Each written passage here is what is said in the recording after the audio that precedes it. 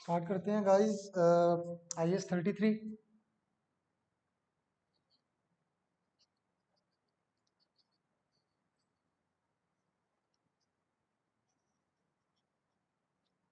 EPS।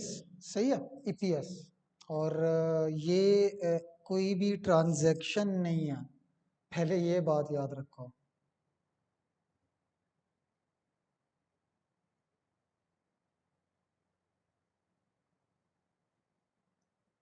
एक ट्रांजैक्शन नहीं है कि पैसे आ रहे हैं पैसे जा रहे हैं, नहीं, कुछ भी नहीं है, ऐसा नहीं है। ये एक रेशियो है, फार्मूला है ये।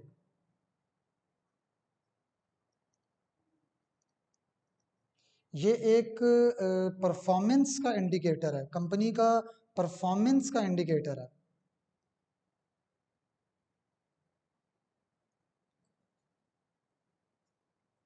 और ये बड़ा इंपॉर्टेंट है, क्यों मैं बताता हूँ। इसीलिए इस पे एक अलग स्टैंडर्ड बना है। सही है, कोई जीपी मार्जिन या ओपी मार्जिन पे नहीं बना, इस पे एक अलग से स्टैंडर्ड बन गया। आप लोग सिर्फ इसकी इंपॉर्टेंस का अंदाजा यहाँ से लगा। अच्छा चलो, मैं उसका फार्मूला थोड़ा सा लिख देता हूँ। सही है, थोड़ा सा मैं इसका फार्मूला बता देता हूँ। देखो क्या लिखा है, अर्निंग्स। अर्निंग्स क्या होता है?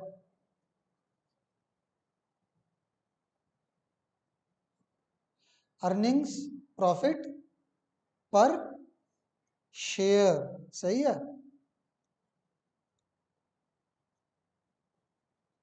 देखो, अगर मालिक पूछे ना, या कोई नया इन्वेस्टर जो आ रहा है वो पूछे कि आप लोग एक शेयर पे कितना रिटर्न देते हो, तो उसको कहते हैं अर्निंग्स पर शेयर। सही है, तो ये एक रेशियो है, एक फार्मूला है जस्ट। तो इस फार्मूले की कैलकुलेशन के लिए ये स्टैंडर्ड है, ताकि ये अप्रोप्रिएटली कैलकुलेट हो। सही है। तो ये रेशो जब निकलता है, किस तरह निकलता है मैं बताता हूँ, यही तो स्टैंडर्ड है।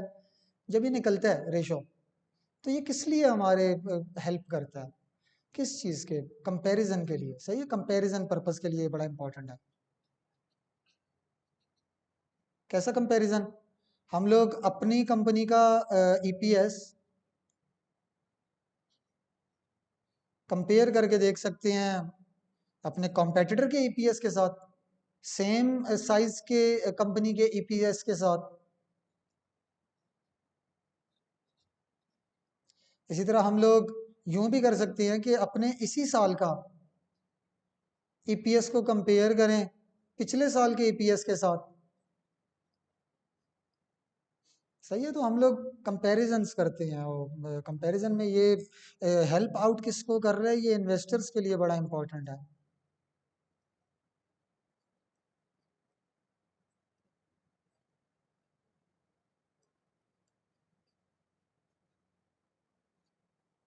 सही हो गया।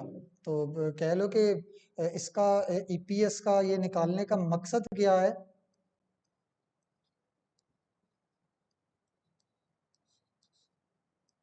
कंपैरिजन्स। सही है, कंपैरिजन्स।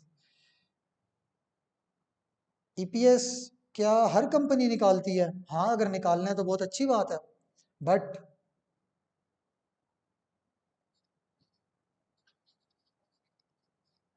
पब्लिक लिस्टेड जो कंपनी होगी, मतलब कि जो स्टॉक एक्सचेंज पे कंपनी जो होती है, सही है, जिसके शेयर्स आम जनता भी खरीद सकती है। Public listed company ordinary shares जो इशू करती है आम जनता को थ्रू स्टॉक एक्सचेंज या थ्रू एडवर्टाइजमेंट या जिस तरह भी, तो उसके इन्वेस्टर्स बहुत ज़्यादा लाइक के वाइड रेंज पे ये एडवर्टाइजमेंट कर रहा होता है। और तो लोगों को धोखा नहीं देना चाहिए, तो इसीलिए ये ईपीएस अपना कैलकुलेट करके प्रेजेंट करेगा। अब ये किधर करेगा मैं बताता हूँ, प्रेजेंटेशन किधर होगी मैं बताता हूँ। तो पब्लिक लिस्टेड कंपनी के लिए ज़रूरी है, बाकियों की मर्जी है। सही है, पब्लिक लिस्टेड कंपनी के लिए ज़रूरी है, इवन के इन प्रोसेस भी हो अगर।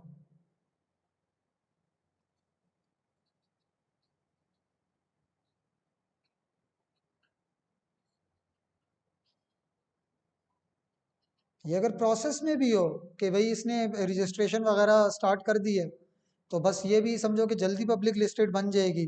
तो ये अभी से अपनी स्टेटमेंट में, अभी स्टेटमेंट में कहाँ शो करनी है, चलो मैं बता देता हूँ। सही है, ईपीएस प्रेजेंट किया जाता है guys on the face of profit and loss.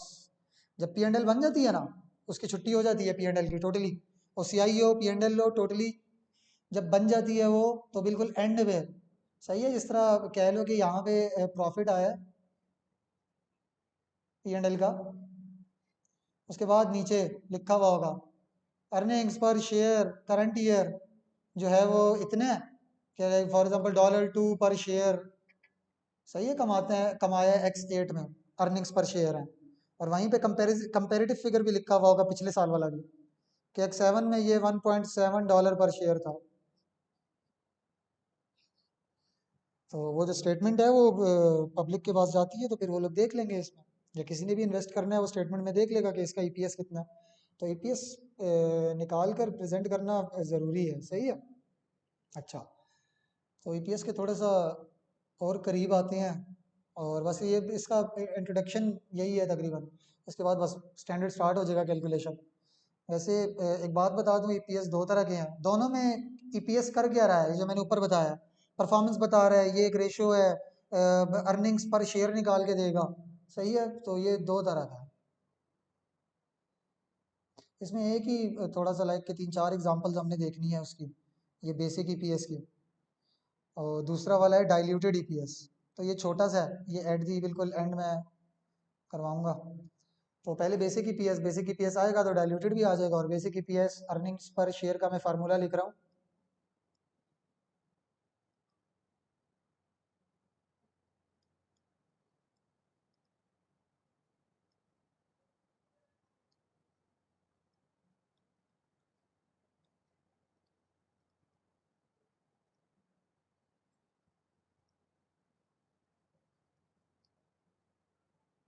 Profit attributable to ordinary share holders.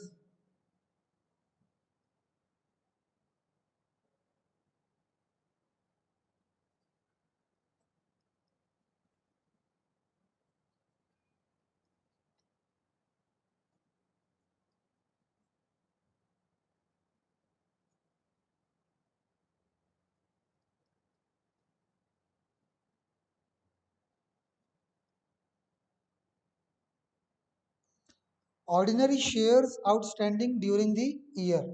ऊपर क्या लिखना है, अर्निंग्स। कौन सी अर्निंग्स, प्रॉफिट। कौन सा प्रॉफिट, वो प्रॉफिट जो ऑर्डिनरी शेयर होल्डर्स के लिए बच जाता है आखिर में। तकसीम करो उससे कि ऑर्डिनरी शेयर्स पूरे साल में कितने आउटस्टैंडिंग थे, सही है। तो इसकी कैलकुलेशन देखते हैं, ये बेसिक फार्मूला है। तो इसको वैसे बेसिकली देखा जाए तो ये अर्निंग्स है और ये शेयर्स हैं, सही हो गया। तो ये इसकी कैलकुलेशन पे है, लाइक थोड़ा टाइम लगेगा, 15 20 30 मिनट लगेंगे। तो बेसिक ईपीएस स्टार्ट करता हूँ मैं अब। तो बेसिक ईपीएस स्टार्ट करते हैं। बेसिक ईपीएस का फार्मूला मैंने ऊपर लिखा है, और फार्मूले में एक था profit attributable to ordinary share holders, earnings, पहले ये निकालना सीखेंगे।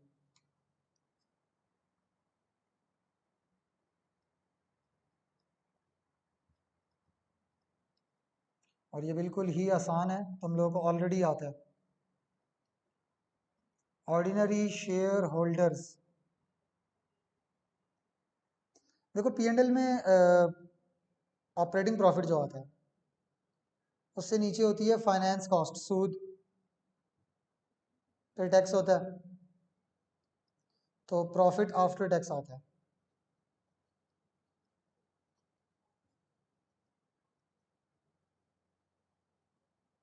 सही है।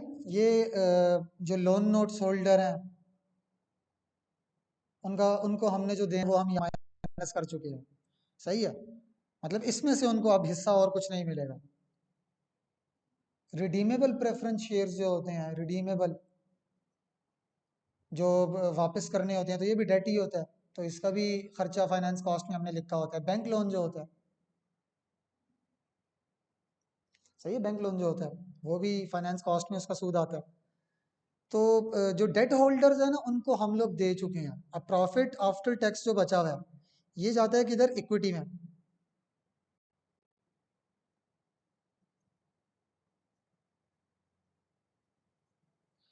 अब ये अर्निंग से रिटेन अर्निंग में जाता है ना, ये जो प्रॉफिट है, फॉर एग्जांपल $2000, ये प्रॉफिट आया 2 मिलियन। अब इसमें से हमने डिविडेंड भी देने हैं, तो वो माइनस नहीं करो। सही है, डिविडेंड भी देने हैं, वो अभी माइनस नहीं करो, सब्र करो। इस प्रॉफिट में से हम लोगों ने डेट होल्डर्स का जो भी उनको देना था वो दे दिया। एक चीज इसमें से और माइनस करनी है।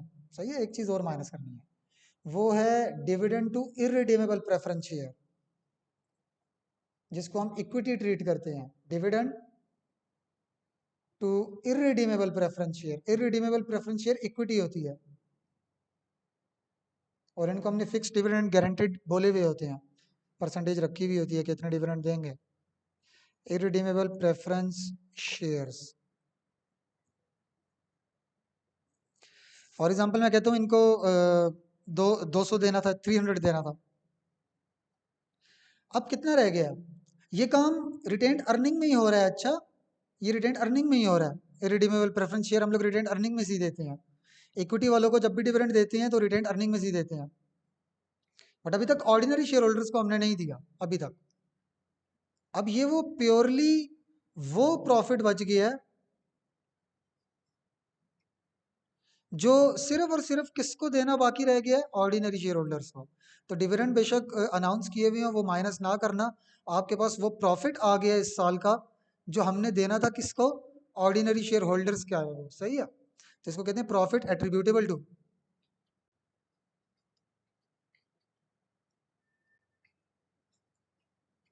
सही है, ये फॉर एग्जांपल 2018 के हैं, इस साल का। तो profit attributable to ordinary share holders में ये कैसे निकलता है कि प्रॉफिट आफ्टर टैक्स लो पी एंड एल से। अगर क्वेश्चन में इररिडीमेबल प्रेफरेंस शेयर्स वालों का सूद दिया हुआ है, सूद इनका डिविडेंड ही ट्रीट किया जाता है, इनका जो सूद होता है उसने अगर बताया हुआ है कि company has in issue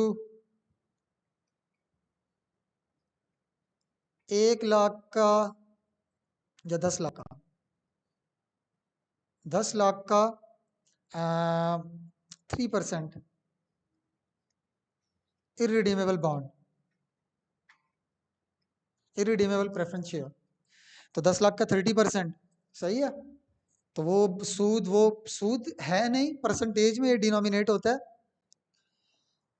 but ये ट्रीट डिविडेंड की तरह किया जाता है। क्यों? क्योंकि इसकी नेचर समझो ना, ये वो लोगों से हमने पैसे लिए जिनको पैसे वापस नहीं देने, तो ये इक्विटी है, तो इनको जो देना है वो भी इक्विटी का ही खर्च है। तो ये नज़र तो सूद आ रहा है, बट ये ट्रीट कैसे होता है, बोला भी ऐसे ही जाता है। अच्छा, तुम लोग डिविडेंड बोलोगे, dividend to irredeemable preference share, तो ये कहाँ से दिया जाता है? इक्विटी से दिया जाता है, रिटेन्ड अर्निंग से। तो इनका जितना भी बनता है वो इनका साइड पे करो, तो जो प्रॉफिट बच जाएगा वो सिर्फ और सिर्फ किसका बच जाएगा, जो ऑर्डिनरी शेयर होल्डर्स वाले हैं। सही है, तो ये तुम लोगों को चाहिए, और ये क्वेश्चन में गिवन होता है। मतलब ये स्टैंडर्ड इस पे नहीं है, इस फिगर को निकालने पे नहीं है। पी एंड एल तुम लोगों को बनाने आती है, इक्विटी तुम लोगों को बनाने आती है, इस पे नहीं है असल में ये स्टैंडर्ड। ये स्टैंडर्ड जो भी शुरू होने वाला है वो दरअसल इसके डिनोमिनेटर पे है, इस फार्मूले के। Profit attributable to ordinary share holders तो हमने निकाल लिया है कि ये प्रॉफिट कैसे निकलता है। नेट प्रॉफिट में से इररिडीमेबल प्रेफरेंस शेयर वालों का डिविडेंड माइनस कर लो तो आ जाता है, नहीं तो वो देगा ही डायरेक्ट ये। अच्छा, सारे क्वेश्चन में देखना यही गिवन है डायरेक्ट। सिर्फ बुक में एक एग्जांपल समझाई हुई है उसने कि नेट प्रॉफिट में से इररिडीमेबल वाला डिविडेंड माइनस कर दो। किसी पेपर में, किसी किट में क्वेश्चन नहीं है ये वाला। तो प्रॉफिट डायरेक्टली गिवन होता है कि earnings for the year were this, वो उसने वही अर्निंग्स दी हुई होती है। असल में ये स्टैंडर्ड इस पे है। ऑर्डिनरी शेयर्स जो कि पूरा साल आउटस्टैंडिंग थे, अब ये क्या होता है? हमें ये पता है कि साल के शुरू में कितने शेयर थे और साल के आखिर में कितने हैं, इस साल के दौरान हमने कितने इशू किए हैं, चेंजेस इन इक्विटी स्टेटमेंट बता देगी। पर ये क्या है जो ये लिखा है? तो असल का स्टैंडर्ड ये है, ordinary shares outstanding during the year. तो इजी है, बहुत इजी सीन है इसका।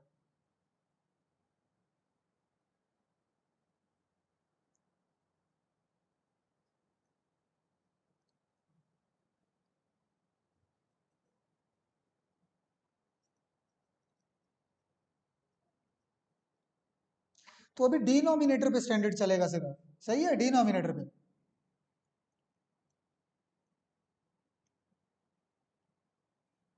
कुछ 4-5 एग्जाम्पल इसी भी चलेंगे डिनोमिनेटर पे, ऑर्डिनरी शेयर्स निकालने में। तो बेसिक एग्जांपल से स्टार्ट करते हैं, बिल्कुल बेसिक सी सबसे पहली एग्जांपल जो है कि साल के शुरू में शेयर्स थे 1 मिलियन ऑर्डिनरी शेयर्स। कितने पे इशू हुए थे, क्या हुआ था, वो बिल्कुल इररेलेवेंट है। हमें चाहिए क्या, नंबर ऑफ शेयर्स। हमने ईपीएस में अर्निंग्स को नंबर ऑफ शेयर से डिवाइड करना है, तो हमें शेयर्स का ही बात करेंगे। सही है, डॉलर फॉर्म कोई भी जहन में ना लेके आए कि शेयर्स की पार वैल्यू क्या है, कितने पे इशू हुए थे, ये वो कुछ भी नहीं है। एंट्रियां तुम लोग सीख चुके हो ऑलरेडी, ये बोनस इशू, राइट इशू, इन सब चीज़ों की। तो शेयर्स साल के शुरू में गाइस थे 1 मिलियन। सही है। और हमने इस साल ड्यूरिंग द ईयर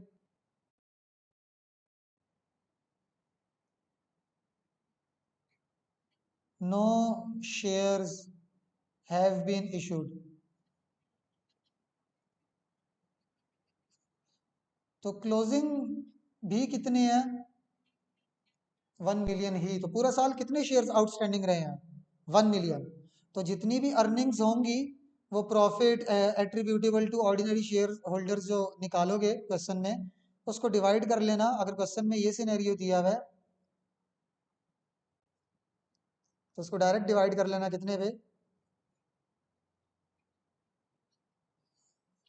तो ये सबसे बेसिक एग्जांपल है बेसिक ईपीएस निकालने के लिए। सही, बेसिक ईपीएस के ऑर्डिनरी शेयर्स निकालने के लिए, तो इसको बेसिक ही लेना गाइस। तो गाइस बेसिक ईपीएस हम लोग कैलकुलेट कर रहे हैं, और बेसिक ईपीएस में जो डिनोमिनेटर है ऑर्डिनरी शेयर्स के, कितने ऑर्डिनरी शेयर्स होंगे, उसकी हमने एक एग्जांपल देखी है कि जिसमें ओपनिंग और क्लोजिंग बैलेंस शेयर्स का सेम था। बैलेंस नहीं, सॉरी, नंबर ऑफ शेयर्स। सही है, number of shares, dollar form नहीं शेयर्स की, नंबर ऑफ शेयर्स। वो अगर सेम था तो बस फिर डिनोमिनेटर क्लोजिंग वाला ही उठा कर लिख लो, क्योंकि सारा साल वही आउटस्टैंडिंग था। अब एग्जांपल चेंज। सही है, एग्जांपल चेंज है। हम लोग ऑर्डिनरी शेयर्स निकाल रहे हैं।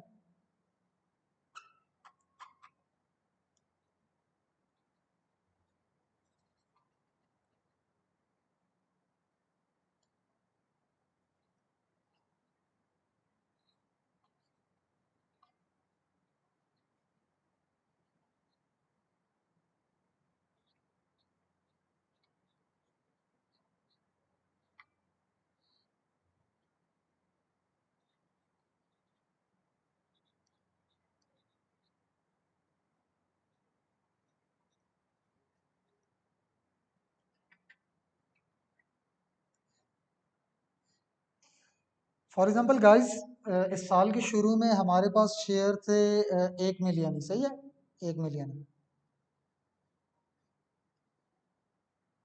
और हमने 5वें महीने में, मई में, 1 मई को शेयर इशू किए थे। जैसे कि वो बोलेगा क्वेश्चन में, in my company issued 2 lakh ordinary shares at $1.5 each. तो ये डॉलर शॉलर को नहीं देखना आप लोगों ने, आप लोगों ने नंबर ऑफ शेयर्स देखने हैं कि टोटल शेयर्स हमने कितने इशू किए हैं। तो वो 2 लाख किए हैं, 1 मिलियन शेयर्स ओपनिंग थे, 2 लाख आपने और कर दिए हैं। हमने शेयर्स इशू किए हैं, 3 जीरोस कॉमन लो तो 2 लाख हमने शेयर्स इशू किए हैं।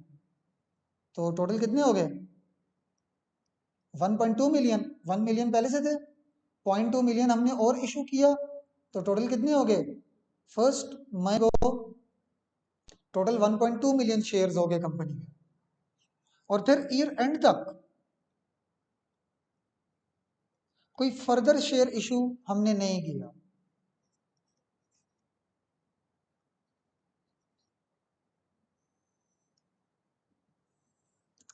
अब ऐसी सिचुएशन में हम लोग ईपीएस के फार्मूले में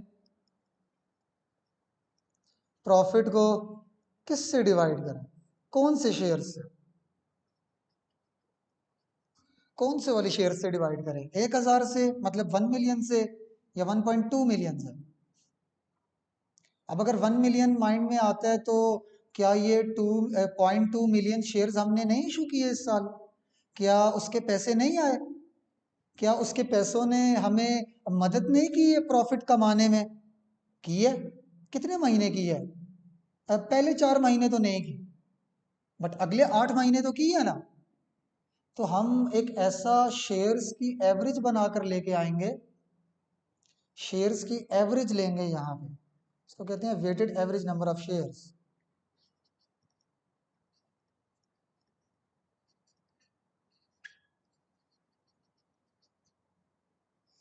ये अब कैसे निकलेगा कि जितने शेयर्स, शेयर्स असल में रिसोर्सेज लेके आते हैं ना, पैसा लेके आते हैं कंपनी के लिए, जिसको हम यूटिलाइज करके प्रॉफिट कमाते हैं। तो कितने शेयर्स मौजूद थे, कितने वक्त तक, कितने टाइम पीरियड के लिए, सही है। आपने ये देखना है, बस एवरेज निकाल लेनी है टाइम पीरियड के हिसाब से, कितने शेयर्स कब तक मौजूद थे। तो 1 मिलियन शेयर्स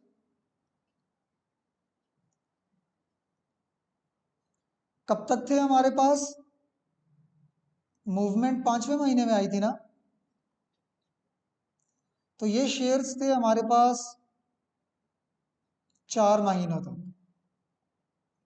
और फिर अगले 8 महीनों तक कितने शेयर्स थे? 1200। तो ये कितना आता है? I think 333। जो मैंने जुबानी की है, तुम लोग कैलकुलेट कर लेना। और ये कितना आएगा? I think 800। तो 1133 is the weighted average number of shares. और आप ईपी फॉर्मूले में weighted average number of shares इस एग्जांपल में यूज करोगे, सही है। तो अब ये वाली एग्जांपल आ सकती है पेपर में, शेयर्स इशू किए गए हैं, सही है, during the year shares issue किए गए हों, ठीक है। जब जितने शेयर्स मौजूद थे उसके हिसाब से आप उसकी कैलकुलेशन कर लो। अभी यही आंसर एक और तरीके से भी निकलता है।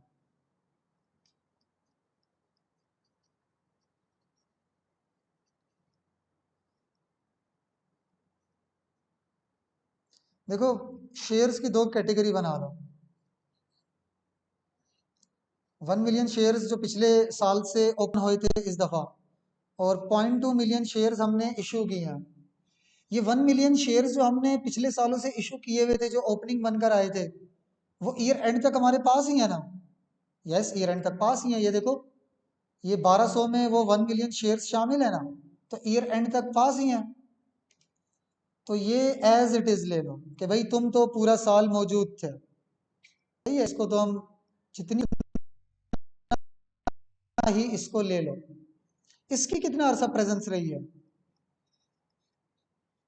तो अब निकाल कर देखो आंसर, तो वो यही बन रहा होगा, सही है, यही वाला आंसर बन रहा होगा।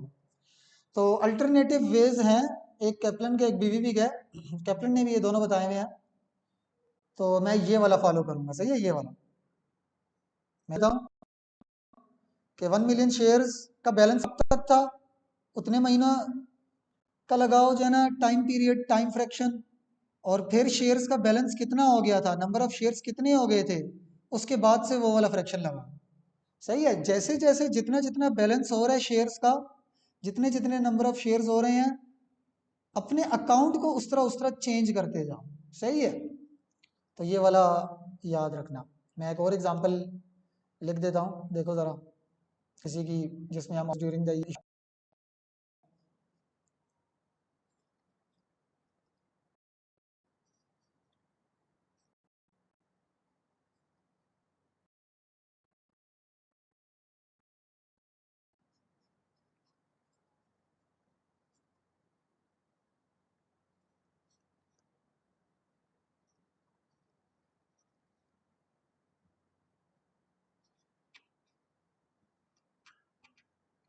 तो बैलेंस कितना हो गया हमारे शेयर्स का?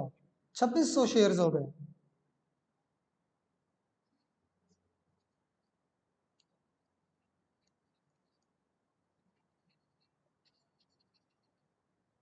तो अब कितना हो जाएगा बैलेंस शेयर्स का? सही है, 600 पहले हमने शेयर्स इशू किए हैं, फिर 300 किए हैं, और फिर ईयर एंड तक यही था, और मजीद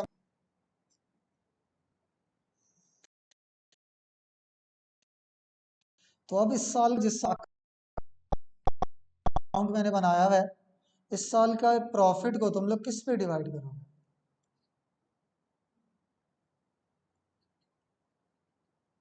कौन से शेयर्स पे डिवाइड करोगे प्रॉफिट को ईपीएस निकालने के लिए?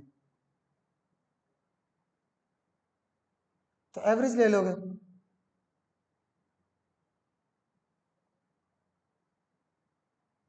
इनको मल्टीप्लाई करो टाइम फ्रैक्शन के साथ।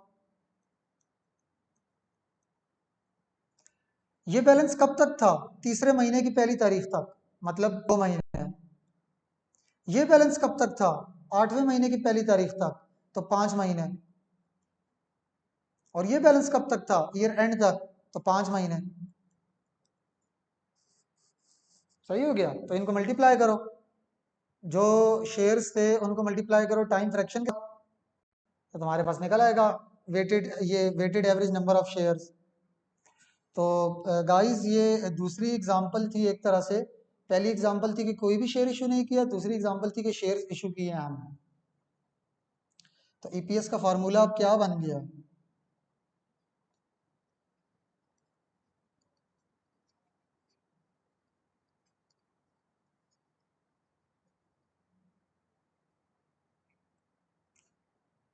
Profit attributable to ordinary share holders divided by weighted average number of shares.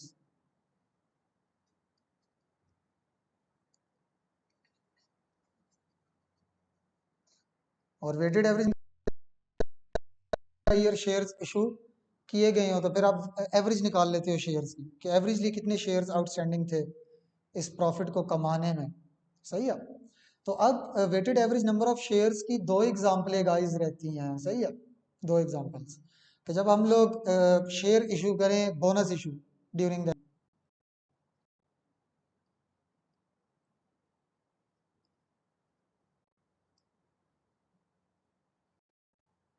और एक है ईपीएस विद राइट इशू, कि इस साल राइट इशू हुआ हो।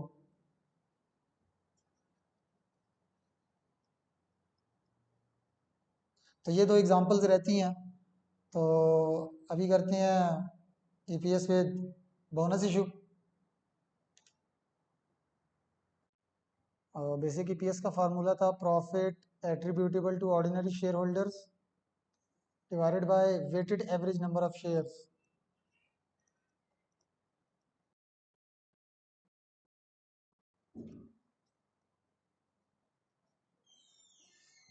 और weighted average number of shares में एक सिचुएशन थी नो शेयर्स इशूड, कोई भी शेयर नहीं इशू किए गए इस साल। एक एग्जांपल जो हमने की है अभी, shares issued during the year market में।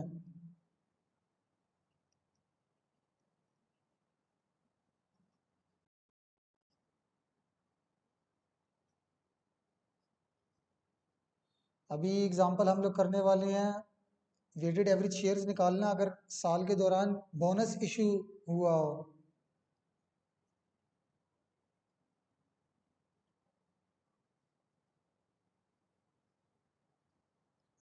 इसके बाद एग्जांपल करेंगे राइट इशू वाली। तो बेसिक ईपीएस खत्म हो जाएगा। सही है? Basic EPS. और बेसिक ईपीएस में मसला किसका चल रहा है? Weighted average number of shares का। तो weighted average number of shares कैसे निकाले जाएंगे अगर बोनस इशू हुआ हो?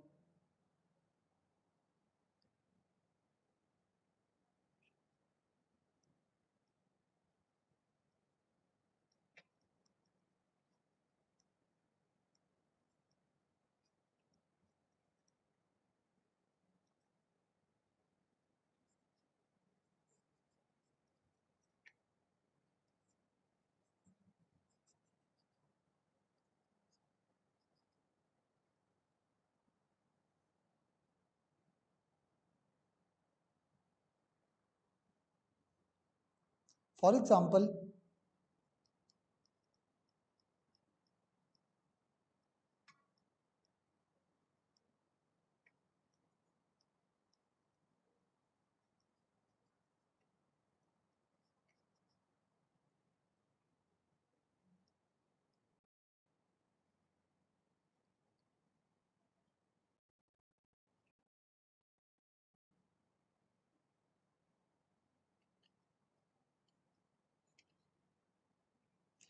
फॉर एग्जांपल इस साल के शुरू में गाइस 2 मिलियन शेयर्स थे हमारे पास, और इस साल के दौरान 1 मई को हमने किया 144 बोनस इशू।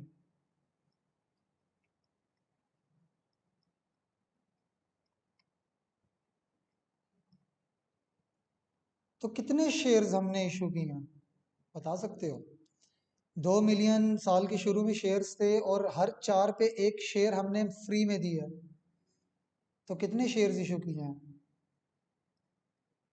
हर 4 पे एक, तो 500 शेयर्स हमने एज अ बोनस दी है। 500 शेयर्स। तो 1 मई को जब हमने 500 शेयर्स एज अ बोनस दिए हैं, 500,000 शेयर्स एज अ बोनस दिए हैं, तो टोटल शेयर्स कितने हो गए?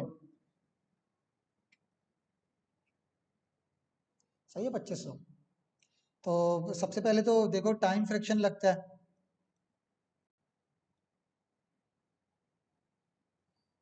बट इस केस में टाइम फ्रैक्शन लगाने की जरूरत नहीं है। क्यों? क्यों? क्यों नहीं है? हम लोग एज्यूम करेंगे इस ऐसी एग्जांपल में, इस केस में जब बोनस इशू हुआ हो, एज्यूम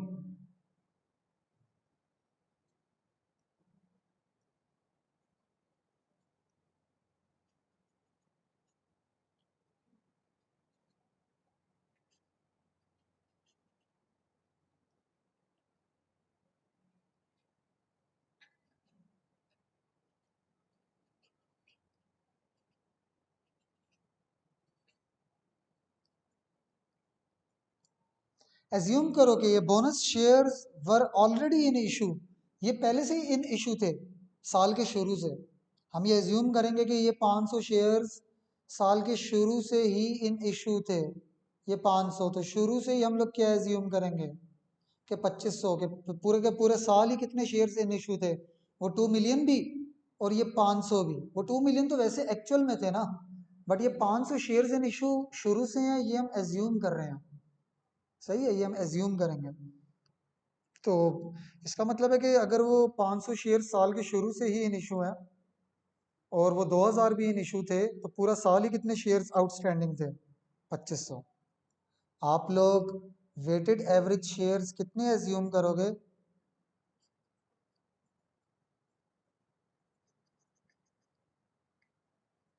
तो ये तो बड़ा आसान हो गया। अच्छा, तो ऐसा एज्यूम हमने क्यों किया? सबसे पहले तो ये सवाल ना, कि ऐसा हमने एज्यूम क्यों किया? क्या वाकई में ये इन इशू थे? नहीं, बट इकोनॉमिकली हाँ। देखो हम लोग निकाल क्या रहे हैं कि कितना प्रॉफिट कमाया है, जितना हमने इसको दिया है। तो मुझे बताओ कि बोनस इशू कुछ पैसे लेके आया?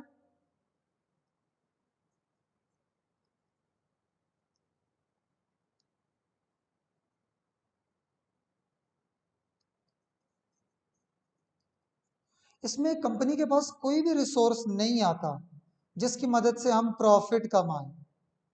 तो जब इसमें प्रॉफिट देने के लिए कुछ दिया ही नहीं है, तो बस यही एज्यूम करो कि ये प्रॉफिट हमने उनकी मौजूदगी में ही कमाया है। वो हो या ना हो, हमने यही प्रॉफिट कमाना था, क्योंकि बोनस तो कुछ लेके आया नहीं हमारे लिए।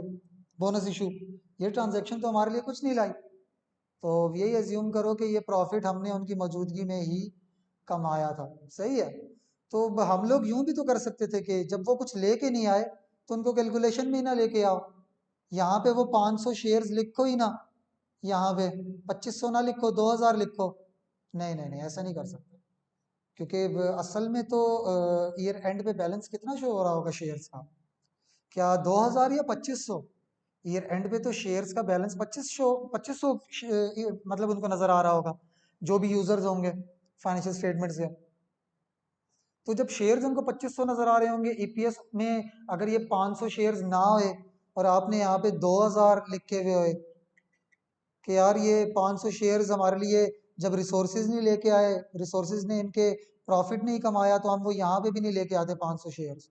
तो ऐसा नहीं करना, उनको ईपीएस ओवर स्टेटेड नजर आ रहा होगा। सही है, हमने as much as possible prudent concept apply करना होता है। सही हो गया ना। तो ये एज्यूम कर लो कि वो जो प्रॉफिट हमने कमाया है वो उनकी मौजूदगी में ही कमाया है, क्योंकि वो होते या ना होते तो प्रॉफिट इतना ही आना था।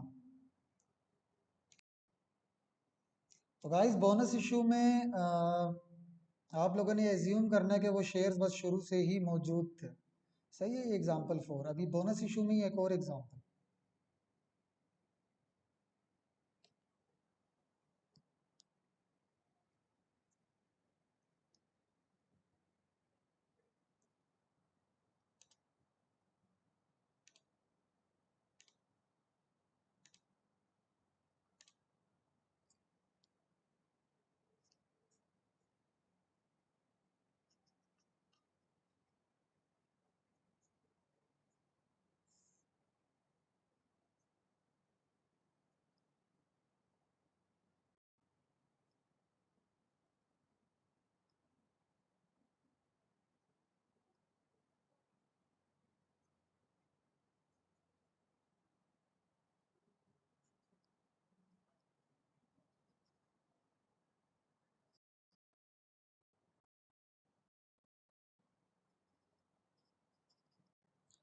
कि इस साल बोनस इशू तो हुआ है, बट साथ में एक और भी इशू हुआ है shares outside the company. Bonus issue तो इनसाइड द कंपनी होते हैं ना, मौजूदा एग्जिस्टिंग शेयर होल्डर्स में, बट आउटसाइड द कंपनी भी शेयर्स इशू हुए हैं। तो एग्जांपल देखते हैं।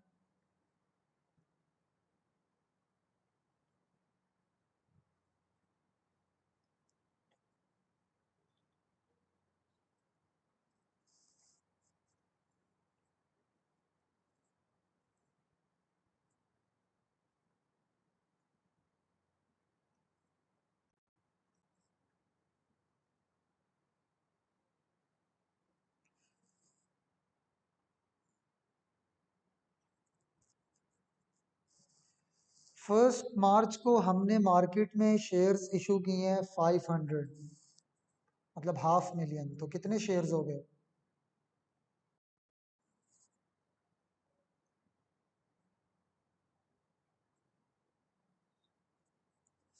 इसी तरह फिर फर्स्ट अगस्त को हमने बोनस इशू किया।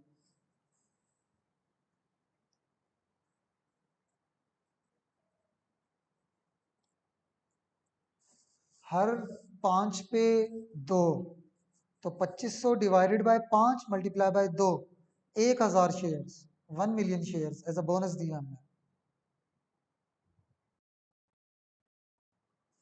तो टोटल शेयर्स कितने हो गए? कंपनी ने कितने शेयर्स इशू कर दिए हैं? जब 1 मिलियन शेयर्स और इशू हुए हैं तो 3.5 मिलियन शेयर्स हो गए हैं। सही है। और ये बोनस इशू किया, और इसके बाद बस और कोई भी इशू नहीं हुआ, ईयर एंड आ गया।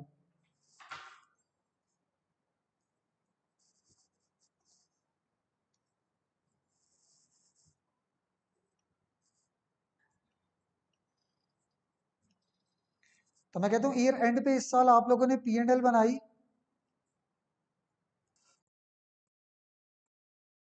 उसमें profit attributable to ordinary share holders आया 17 मिलियन।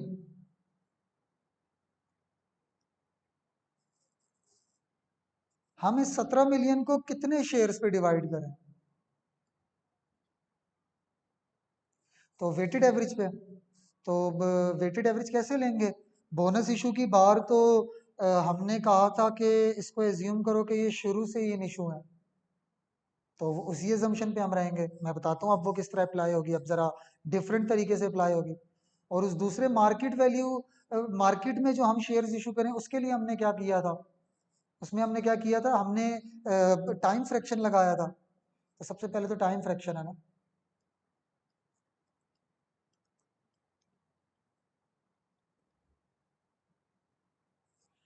ये शेयर्स कब तक थे? 2 महीनों तक, क्योंकि तीसरे महीने में हमने 500 और इशू कर दिए। ये शेयर्स कब तक इन इशू थे? 8वें महीने तक, मतलब 7वें महीने के एंड तक। और फिर इतने शेयर्स कब से कब तक थे? 1 अगस्त से दिसंबर तक। ये तो टाइम फ्रैक्शन आ गया। टाइम फ्रैक्शन तो हम लगा देंगे, बट अभी इधर एक इशू है कि ये 1000 शेयर्स जो बोनस वाले इशू किए हैं, हमने ये एज्यूम करना है कि वो इधर भी इन इशू थे।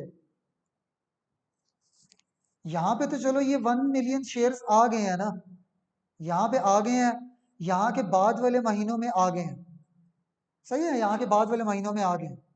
बट पीछे जो 7 मंथ्स गुजरे हैं, इतने इतने जो शेयर्स थे, तो उसमें भी तो वो हमने 2 for 5 वाला एलिमेंट डालना है ना। इस वक्त ये वाले 500 शेयर्स, ये जो 500 शेयर्स हैं वो इधर नहीं थे, तो इन शेयर्स में 500 वो शेयर्स नहीं थे, तो इसमें वो वाला बोनस इशू, लाइक कि वो 500 शेयर्स वाला बोनस इशू ना आए, सिर्फ 2000 शेयर्स पे बोनस इशू आए। बट इसमें वो 2000 शेयर्स भी थे और 500 शेयर्स भी थे, तो इन दोनों पे बोनस इशू आए। बात समझ आई है? यहाँ पे सिर्फ 2 मिलियन शेयर्स थे 2 महीनों तक, तो 2 मिलियन शेयर्स पे ही बोनस इशू आए। और यहाँ पे 2500 शेयर्स थे, वो 2 मिलियन भी थे और 500,000 भी थे, तो यहाँ पे पूरे 2500 पे जो है ना बोनस का लाइक के एलिमेंट आना चाहिए। यहाँ पे 2000 पे, यहाँ पे 2500 पे। आप यूं नहीं कर सकते कि आप ये एज्यूम करो कि ये 1000 लाइक कि यहाँ पे भी 2 for 5 था, यहाँ पे 2 for 5 कुछ और बन रहा होगा, यहाँ पे कुछ और। तो हमने फिर इसके हिसाब से चलना है कि अगर यहाँ पे बोनस इशू करते सिर्फ ये होता 2 मिलियन, तो इसके हिसाब से करो। यहाँ पे अगर 25, यहाँ के बाद अगर 25 होता तो 25 के हिसाब से करो। तो दोनों में हम वो बोनस वाला फ्रैक्शन लेके आएंगे। तो बोनस वाला फ्रैक्शन, बोनस वाला एलिमेंट अब पिछले वाले शेयर्स में किस तरह हम ऐड करते हैं, तो बताता हूँ। आपने फिर एक कॉलम बोनस फ्रैक्शन का बनाना है।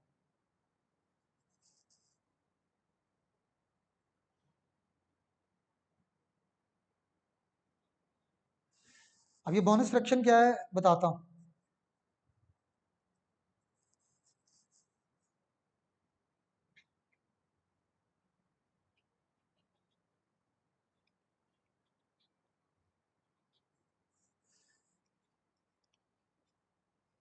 हमने कहा है कि हर 5 पे हम 2-2 शेयर्स देंगे।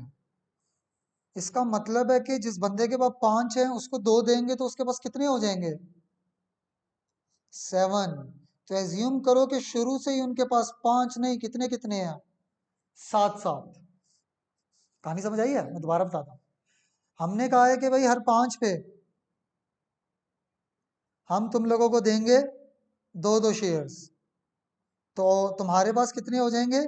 7-7। तो यही तो एज्यूम करो कि ये 2-2 शेयर्स शुरू से ही इशू थे, तो शुरू से ही उनके पास 5-5 नहीं थे, कितने कितने थे?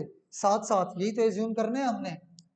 तो किस तरह से बोनस फ्रैक्शन हम इन पे अप्लाई करेंगे अब?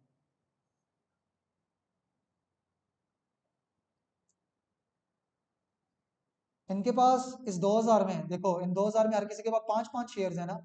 इस 2500 में भी सबके पास 5-5 है। इस 3500 में सबके पास 7-7 शेयर्स है, इस 3500 में। तो हमने इस 2000 में भी 5 को 7-7 बनाना है, और इस 2500 में भी 5 को 7-7 बनाना है, कि इन 2 महीनों में भी वो जो 5 था वो 5 नहीं 7 था, और इन 5 महीनों में भी वो 5 नहीं 7-7 थे। तो किस तरह बनाएंगे? अभी ये ऑलरेडी 5-5 के हिसाब से है ना, क्योंकि इनमें वो 2-2 अभी नहीं डले हुए, नहीं ऐड हुए हुए। तो ये 5-5 के हिसाब से हैं, तो इनको 5-5 पे डिवाइड करो। जो भी इससे मल्टीप्लाई करने के बाद ना, इसमें से 2 महीनों का, इसमें से 5 महीनों का आंसर जो आएगा, उसको किससे डिवाइड करना है? 5 से। क्यों? क्योंकि इसमें कितना कितना एलिमेंट था शेयर्स का? 5-5 थे इस वक्त तक। तो इनको डिवाइड करो 5 पे, तो इनके बराबर 5-5 टुकड़े हो जाएंगे जो असल में 5-5 थे। फिर मल्टीप्लाई करो किसके साथ? जितना तुमने बनाना है 5 को। तुमने जब इसको 5 से डिवाइड किया तो 5 टुकड़े हो गए ना, तुम्हें हर 5 को क्या बनाना है? 7। तो 7 से मल्टीप्लाई करो, तो क्या फ्रैक्शन बन गया? जो पहले फ्रैक्शन था, जो पहले शेयर्स थे वो नीचे, और जितने बनाने हैं उनको, जितना बोनस का एलिमेंट डालना है, तो हमने 2-2 एलिमेंट डालना है, उन 5 को क्या बनाना है? 7। तो 7 से मल्टीप्लाई, तो ये है बोनस फ्रैक्शन। सही है, बोनस फ्रैक्शन। 7/5 इस एग्जाम्पल में। मैं आप लोगों को एक और एग्जाम्पल देता हूँ। मैं कहता हूँ 2/3 बोनस इशू हुआ है, 2/3 इसका क्या होगा बोनस फ्रैक्शन?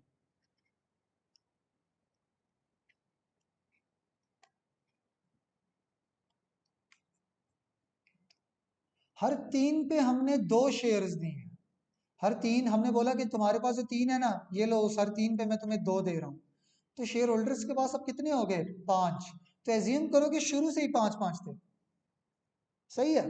तो पहले जो भी उनके शेयर्स का नंबर ऑफ शेयर्स थे ना, तो वो कितने कितने थे? हर 3 पे, मतलब कि पहले 3-3 थे। तो 3 पे डिवाइड करो तो उनके 3 बराबर टुकड़े हो जाएंगे। 3 को अब हमने क्या बनाना है?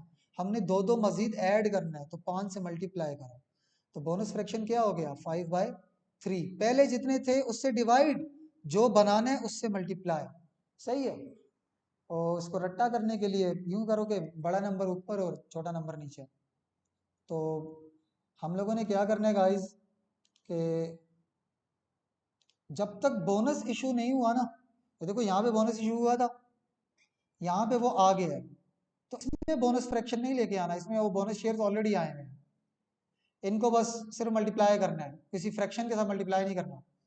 बट जब तक बोनस इशू नहीं हुआ, मतलब यहाँ पे और यहाँ पे, जब तक बोनस इशू नहीं हुआ, उसका टाइम फ्रैक्शन लगाने के बाद बोनस फ्रैक्शन भी के साथ भी मल्टीप्लाई किया करोगे। Multiply by 7 divided by 5, 7/5। तो बोनस इशू ख़त्म हुआ। पहले bonus issue, simple bonus issue के ओपनिंग शेयर्स थे, और बोनस इशू किया तो उसमें बस वो सारे के सारे शेयर्स को ही पीछे ले जाओ। सही है, एज्यूम करो। बट यहाँ पे तो बैलेंस हमारा चेंज होता रहा। तो यहाँ पे हम वो 1,000 शेयर्स जो बोनस में किए थे, वो किसके साथ ऐड करें? वो 1,000 को हम डायरेक्ट नहीं ऐड कर सकते। तो हम ये तो कर सकते हैं ना, कि हर 5 पे 2 हुआ है, तो पिछले वाले भी जो उनके पास 5-5 बैलेंसेस थे, उनको 2-2 कर, मतलब लाइक ऐड कर देते हैं, 2-2, 2-2 से बढ़ा देते हैं। तो ये वाली एग्जांपल आ सकती है पेपर में। तो गाइस हम लोग ईपीएस डिस्कस कर रहे हैं, और ईपीएस का मैं क्वेश्चन प्रैक्टिस करवाना चाह रहा था, दिखाना चाह रहा था कि पेपर में कैसा क्वेश्चन आप लोग देखोगे। तो हम लोगों ने अभी तक जितना पढ़ा है, तो उसमें हमने सिंपल शेयर्स जो इशू किए हैं, पहले तो ईपीएस का फार्मूला देख लो।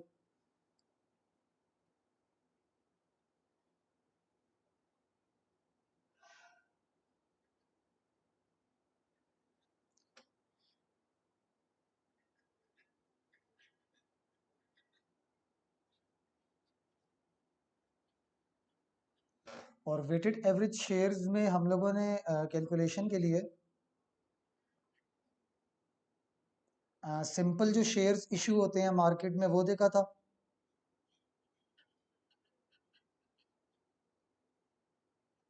कि अगर ये शेयर्स इशू होते हैं ड्यूरिंग द ईयर, जैसे कि ओपनिंग शेयर्स थे 1 मिलियन, और हमने right in the middle of the year हमने 500 शेयर्स इशू किए, 500,000, तो टोटल कितने शेयर्स हो गए?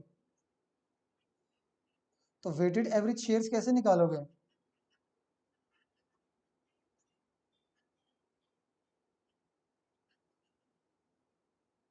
इनकी टाइम अपॉर्चमेंट सिंपल कर लो।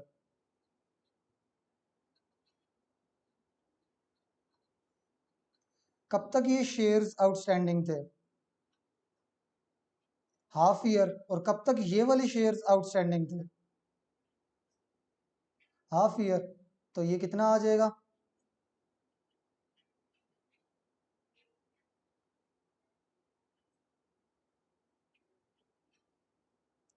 तो इनको ऐड कर लो, तो वेटेड एवरेज शेयर्स आ जाएंगे। इसी तरह हमने एक पढ़ा था बोनस इशू।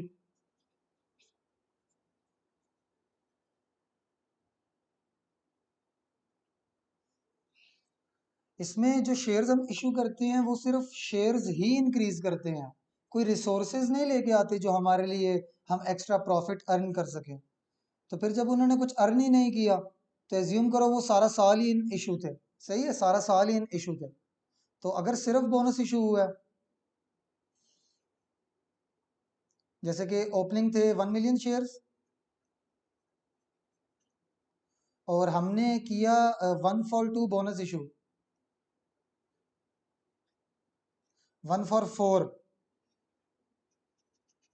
तो कितने शेयर्स हमने इशू किए हैं? टोटल हो गए, और फॉर एग्जांपल ये हमने किया था right in the middle of the year.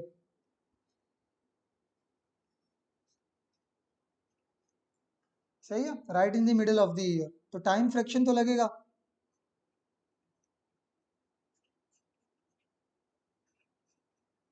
But हमने ये एज्यूम करना है कि 250 शेयर्स पहले से ही इन इशू थे, तो हमने इसमें 250 शेयर्स तो डाल दिए हैं, तो आखिरी वाले 6 महीनों में बोनस इशू आ गया है, बट इनमें वो बोनस इशू मौजूद नहीं है, बट हमने एज्यूम करना है कि वो मौजूद थे। तो हम लोग क्या करेंगे, बोनस इशू से पहले पहले जितने भी बैलेंस थे अकाउंट के, उनको बोनस फ्रैक्शन से मल्टीप्लाई करते हैं। और बोनस फ्रैक्शन 1/4 का क्या था? 5/4। कि जिसको हमने 4 पे 1 शेयर दिया तो उसके पास कितना हो गया? 5-5 हो गए हैं ना। तो हम पहले से एज्यूम करेंगे कि वो 4-4 नहीं 5-5 थे, तो पहले वाले शेयर्स को 4 पे डिवाइड और 5 से मल्टीप्लाई, ये बोनस फ्रैक्शन है। ये तब तक अप्लाई करना होता है जब तक बोनस इशू ना हुआ हो। तो दूसरी एग्जांपल में बोनस इशू और मार्केट शेयर्स इशू दोनों थे, तो इसमें भी सेम रूल जो अभी मैंने बताया।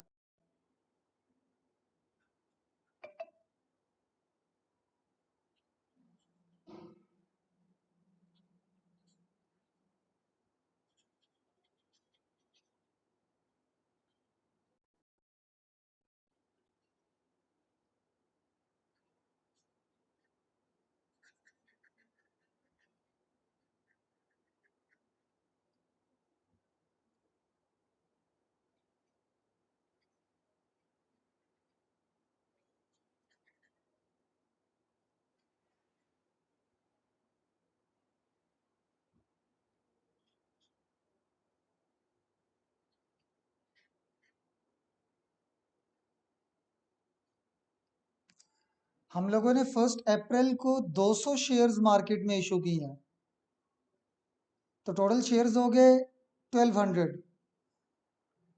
फिर हमने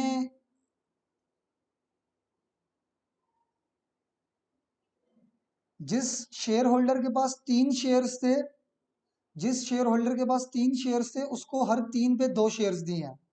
तो टोटल कितने शेयर्स हमने दिए हैं? 1200 डिवाइडेड बाई 3 मल्टीप्लाई बाई 2, 800 हमने एज अ बोनस दिए हैं। 800 शेयर्स हमने एज अ बोनस दिए हैं, तो टोटल कितने हो गए? 2 मिलियन। ओपनिंग थे 1 मिलियन, 200 हमने मार्केट में इशू किए, 800 हमने बोनस, और उसके बाद हमने फॉर एग्जांपल 500 शेयर्स फिर से मार्केट में इशू किए। तो टाइम फ्रैक्शन तो इनके साथ मल्टीप्लाई होगा।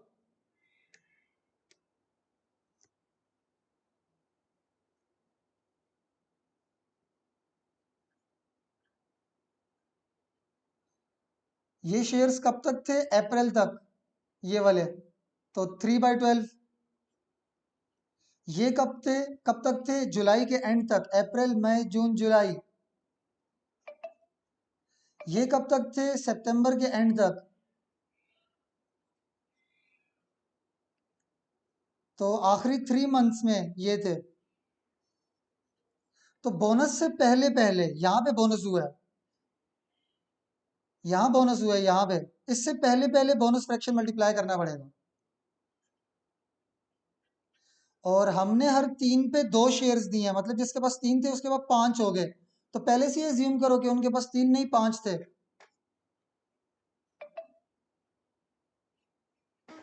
सही है, तो इनको मल्टीप्लाई करेंगे तो जो भी आंसर आएगा उनको ऐड कर लो, तो वेटेड एवरेज शेयर्स आ जाएंगे। अब गाइस, क्या रूल बताया बोनस इशू के वक्त, कि बोनस होने से पहले पहले जितने भी शेयर्स का बैलेंस था उनके साथ बोनस फ्रैक्शन को मल्टीप्लाई कर दो बस, बाकी टाइम फ्रैक्शन सबके साथ लगेगा। तो क्वेश्चन देखते हैं।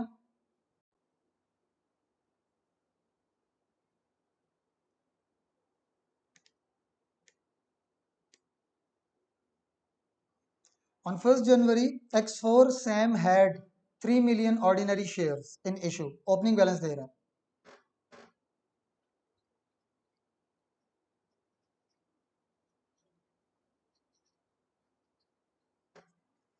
1st जून को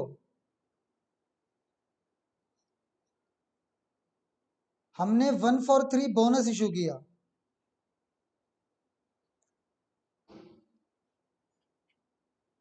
तो इसका मतलब है 3 मिलियन पे हर 3 पे 1, तो 1 मिलियन। तो टोटल कितने हो गए? सही है, 4 मिलियन। और फिर कह रहे हैं इन सितंबर, 30 सितंबर मतलब 1 अक्टूबर को हमने फर्दर 1 मिलियन शेयर्स इशू किए हैं इन मार्केट, तो 5 मिलियन हो गए बस। और प्रॉफिट हमारा है, अर्निंग्स हमारी हैं,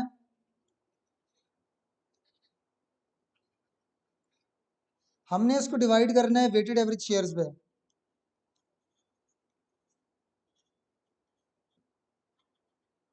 वो यहां से निकलेगा।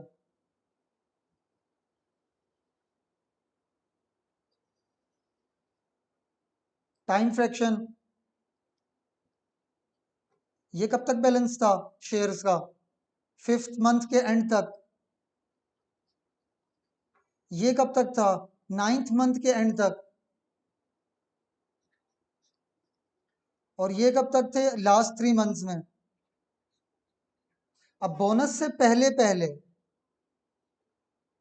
बोनस फ्रैक्शन लगाना है। इधर भी नहीं लगाओगे, इधर भी नहीं।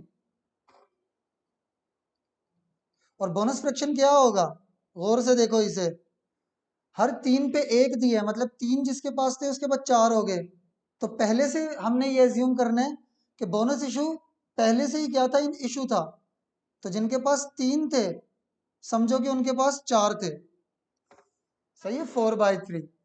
तो यहाँ से इसके वेटेड एवरेज शेयर्स आएंगे, उससे डिवाइड कर लोगे अर्निंग्स को, तो सेंट्स में आंसर देना है। सही है, ये डॉलर में निकलेगा क्योंकि ये डॉलर लिखे हैं। तो अगर 0 पॉइंट समथिंग आंसर निकला तो समझना वो सेंट्स में ही निकला।